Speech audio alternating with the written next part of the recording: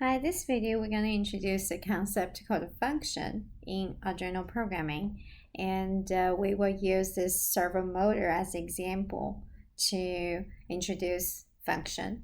Okay, so in the previous video we used this servo motor and we used the library to make this servo motor go, clockwise and counterclockwise. It's alternating.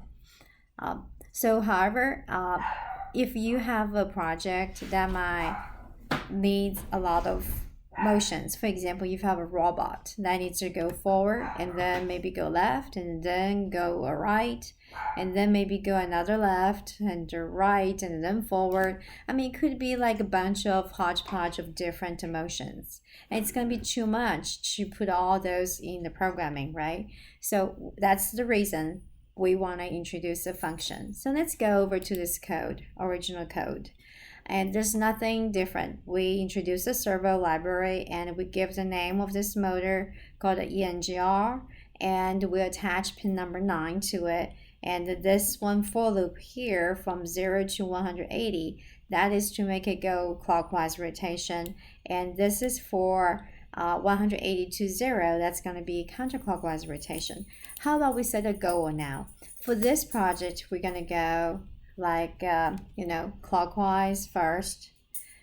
So we're making a clockwise, and then we're making a counterclockwise, and then maybe another counterclockwise, just hodgepodge of different things. So in order to do that, we are going to use this function.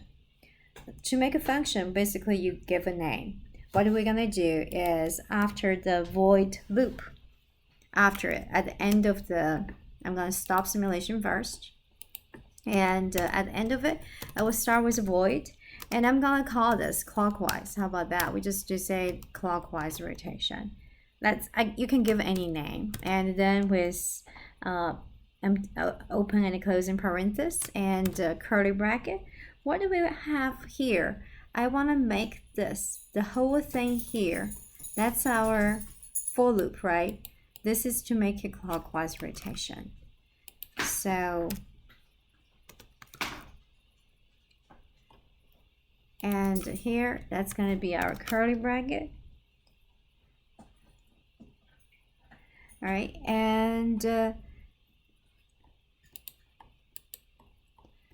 have trouble just scroll down more. Let's see if I can do that. I think we can. All right, here we go. So this closing is the closing for the for loop. So we need another closing curly bracket for clockwise, right? So it's this two are pair. Now we're going to give another name, void counterclockwise. And how do we define this function? We're going to do everything here for this for loop.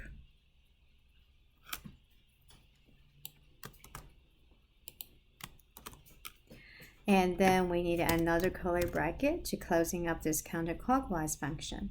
So with that defined, now we can go ahead and trim it to simplify it, to make your programming a little bit better looking, so instead of all here for the for loop, I can just replace that with my name. It's gonna be CCW. And however, remember I have CCW as capitalized, so I have to do the same thing. So we're gonna CCW. So what we do here is basically we call on this CCW function. The same thing here, we can go ahead delete that for loop. We're going to call CW. We're going to call out this clockwise function. Okay, so that's what we have. Let's see if this works. Start simulation. So far, no mistake yet. Let's see. So it's doing the same thing, right? So it's clockwise and then counterclockwise. So mission is accomplished. And now let's go ahead and stop and go back to the code. And simply what we did is give a name for the clockwise and also counterclockwise, and then we call out those functions in your loop. But how about if you want to do clockwise. Let's see if we can do it again. See if we can do clockwise twice. I'm not sure. Let's see. And then it's start simulation.